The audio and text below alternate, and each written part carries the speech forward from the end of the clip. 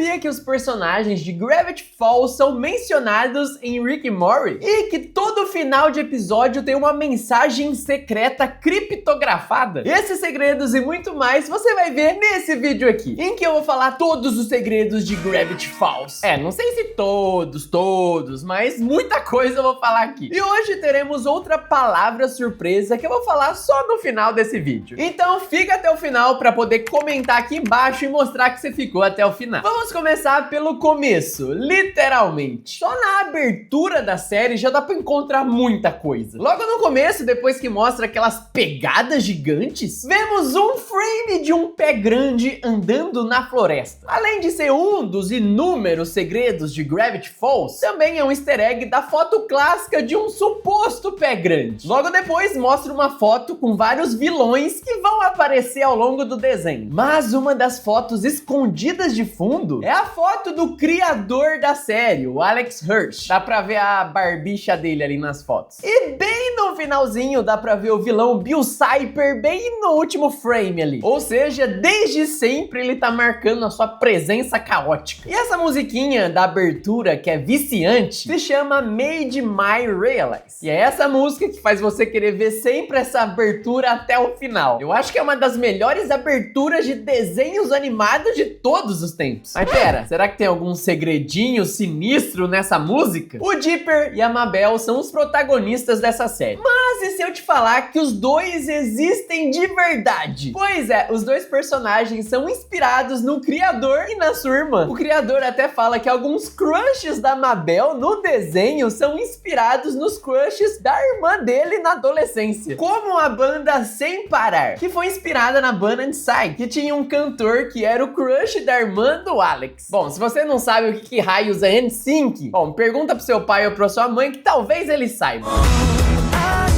Aí não foi só os dois irmãos, mas o tio avô Stan também foi inspirado no verdadeiro tio do criador da série. Olha a foto deles dois juntos e vê se eles não se parecem. Ou seja, o criador olhou as fotos da família e pensou: isso aqui daria um bom desenho sobre uma cidade misteriosa. E olha só, o personagem Souls, que é um dos funcionários da Cabana do Mistério, também foi baseado em uma pessoa de verdade. O Souls é baseado no melhor amigo da faculdade do Alex. E as referências da vida do criador continuam. A própria cidade de Gravity Falls é inspirada em uma cidade que o criador sempre visitava com a família dele. O nome da cidade era Boring, que em inglês significa algo como entediante. E segundo o próprio Alex, ele se recusava a acreditar que a cidade era entediante. Ele imaginava que era um lugar cheio de aventuras e mistérios. Pensamentos esses, né, que voltaram na hora de escrever as histórias de Gravity Falls. Muitos artistas buscam inspiração em várias coisas, mas o Alex aqui, ele é a própria inspiração. O Dipper, ele é 5 minutos mais novo que a Mabel, ou seja, ele é o caçula dos gêmeos, mesmo ele parecendo o mais velho dos dois. E sabe o nome do Dipper? Pois é, esse aí não é o nome dele de verdade. Na verdade, Dipper é um apelido dado pela família Pines. Isso porque foi revelado no episódio 7, Dipper em dobro, que o mesmo tem uma marca de nascença na testa que ele esconde com um boné. Essa marca parece um conjunto de estrelas chamado Big Dipper, que faz parte da constelação da Ursa Maior. E desde que perceberam isso, só chamam o menino de Dipper. E o nome verdadeiro dele nunca é revelado na série. Só vamos saber dessa informação no livro de Gravity Falls, o diário número 3. E lá sabemos que o nome dele é Mason Pines. Até que faz sentido, já que ele é o gêmeo da Mabel. Então ele tem um nome parecido. É tipo Danilo e Daniela, Mário e Mariana. Enfim, pra você que não sabia, aí está. Ó, essa curiosidade aí valeu seu beleza, hein? Clica no beleza aí embaixo. Pra evitar que os roteiristas fizessem coisas erradas com os personagens, o criador do desenho fez regras pra escrever os personagens. E são regras bem simples, mas bem específicas. A primeira regra: os irmãos gostam uns dos outros. Não importa o quanto eles se irritem, isso não muda. Mostrando que os dois irmãos nunca vão estar um contra o outro, independente do que aconteça. Segunda regra: a Mabel não é burra. Ela é boba. E tem uma grande diferença. A paixão da Mabel de fazer besteiras é uma força natural da sua personalidade. Mas ela ainda consegue entender quando pessoas que ela gosta precisam de ajuda ou estão em perigo. Não faça dela dela uma máquina de bordões. Ela realmente se importa com as pessoas ao seu redor. Inclusive, a Mabel secretamente tem inveja do Dipper, porque ele tem mais sucesso acadêmico que ela. Terceira regra, Dipper é esperto, mas ele não é uma calculadora ambulante também. Isso é para evitar que o Dipper seja tratado como aquele personagem inteligentão e chato. Tipo aqueles que falam, segundo meus cálculos. O criador fala que apesar do Dipper ser muito inteligente, ele é uma criança normal, que tem medo, tem insegurança e comete os seus erros. E secretamente ele tem inveja da Mabel, por ela conseguir ser melhor que ele socialmente. Quarta regra, eles se conhecem desde sempre. Ocasionalmente um deve terminar a frase do outro. Eles devem reconhecer quando um deles estiver prestes a fazer algo que eles sempre fazem. Eles devem fazer referências a antigas piadas internas. Eles devem ficar imediatamente bravos um com o outro, mas imediatamente também fazer as pazes. Do jeito que as pessoas que sempre se conhecem fazem. Isso é uma maneira dos roteiristas se lembrarem dessa sinergia dos irmãos, que vivem juntos desde o nascimento. Então é meio que fácil saber o que o outro ali tá pensando. Quinta regra. Eles ficam mais próximos em situações estranhas e menos próximos em situações familiares. Isso é pra quando a situação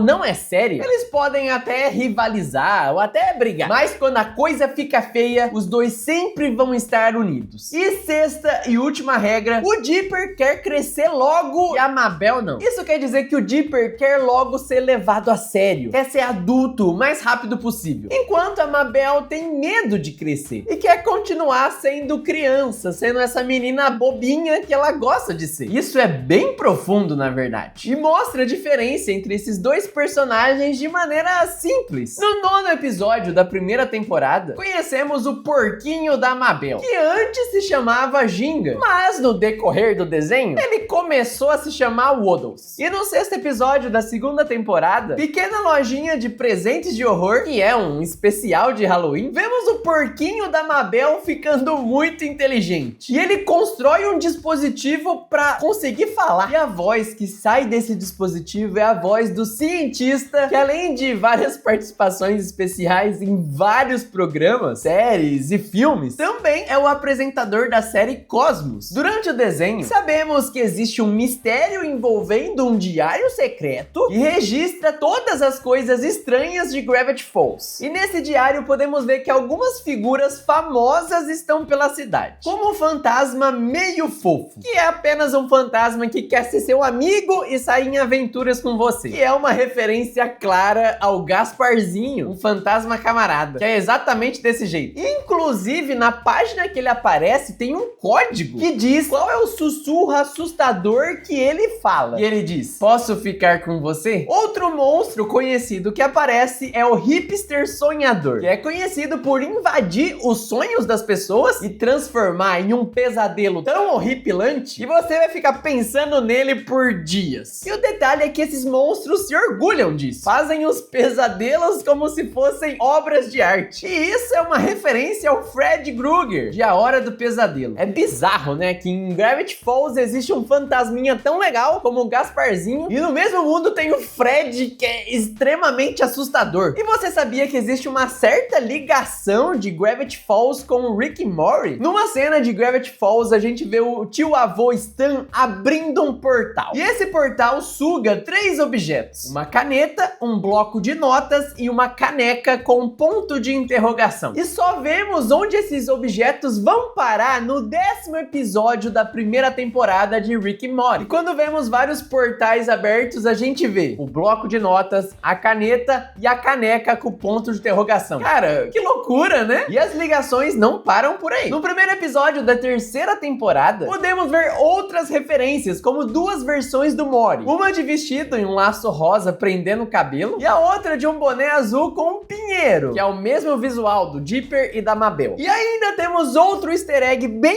escondidinho nesse episódio, que é quando vemos uma versão do Morty carregando livros enquanto ele sai de um portal. E um dos livros parece muito o Diário 3, que a gente vê em Gravity Falls. No 5º episódio da terceira temporada, vemos numa cena pós-créditos uma pichação, que tem a figura do Bill Cipher. Esse bicho aparece em todo lugar, lugar. O sexto episódio da terceira temporada de Rick and Morty tem uma referência bem obscura. Enquanto Rick and Morty corre por um lugar meio gosmento, onde descartam o estresse das pessoas, vemos um monstro com 2 olhos de bolas de sinuca. Esse monstro é o Bola 8, um dos amigos do Bill Cipher, que aparece num dos últimos episódios de Gravity Falls, no especial o Estranhagedon. Além, Rick and Morty sugere que ele passou pela máquina pra tirar o estresse. Eu imagino que deve ser um estresse danado, né? Alguém tentando acertar o seu olho com um taco de sinuca. Outra referência é no episódio que o Rick guarda todas as referências que ele apagou da mente do Morty. E, dentre vários frascos de memória, vemos um escrito Stanford, que é o nome do outro tio-avô, do Dipper e da Mabel. Dearo, mas por que tantas referências envolvendo esses 2 desenhos? Ó, é bem simples. Acontece que o Alex, que é o criador do Gravity Falls, é muito amigo do Justin Roiland, que é o criador do Rick and Morty. Que baita amizade, né? Fizeram um monte de referências. E isso até acende uma teoria que Gravity Falls e Rick and Morty se passam no mesmo multiverso. E que o tio-avô Stanford e o Rick Sanchez se conheceram no meio de suas várias viagens pelo multiverso. Essa é uma teoria bem maluca, né? Mas até que faz muito sentido. Acho que os segredos mais curiosos de Gravity Falls está sempre nos últimos segundos dos episódios, onde podemos ver um código secreto que tem uma mensagem. E tem alguns com umas mensagens bem engraçadas. No final do primeiro episódio temos esse código aqui. E para descodificar ele, você precisa usar a criptografia Cifra de César, que é basicamente você voltar 3 letras para cada letra no alfabeto. Se você tem a letra G no código, então ela quer dizer a letra D, porque a letra D é 3 letras antes do G. Deu pra entender, né? Então, esse primeiro código no final de Gravity Fails significa bem-vindo a Gravity Fails. Até que faz sentido, né? Já que é o primeiro episódio de Gravity Fails. E ainda por cima tem uma imagem de um duende vomitando arco-íris, que é pra deixar bem claro as loucuras que vão acontecer nesse desenho. No sexto episódio, Dipper versus a masculinidade, no final temos esse código aqui, que traduzindo isso ficaria algo como: Senhor César sairá semana que vem. Senhor Atibashi irá substituí-lo. Isso é uma mensagem para falar que depois do episódio 7, eles não vão usar mais a cifra de César, e sim a cifra de Atibashi. E de fato, no 7º episódio realmente muda. Pelo menos avisaram dessa vez, né? Mais pra frente, no 17º episódio da primeira temporada, temos uma mensagem com gracinha ali. A tradução do código ficaria como: Feliz agora, Ariel? É o criador fazendo uma referência à sua irmã de novo. No 10º episódio, o código diz: Desculpe, Dipper, mas a sua Wendy está em outro castelo. Que faz total sentido com o episódio, já que nesse episódio o Dipper briga com o namorado da Wendy, e meio que ele percebe que ela não vai notar ele porque ele é muito novo. Aí no final vemos o criador da série mandando essa mensagem de consolo, né, pro Dipper. Tomara que ele assiste, né, o próprio desenho e veja esse vídeo pra saber que tem uma mensagem legal pra ele. Sério, é tanto código secreto que daria pra fazer um vídeo só sobre isso. Me conta aqui nos comentários se por acaso você quer um vídeo sobre isso. E pra descobrir como decifrar esses códigos, os fãs tinham que prestar atenção num pequeno detalhe da abertura. No final da abertura, bem no finalzinho mesmo, ouvimos um sussurro.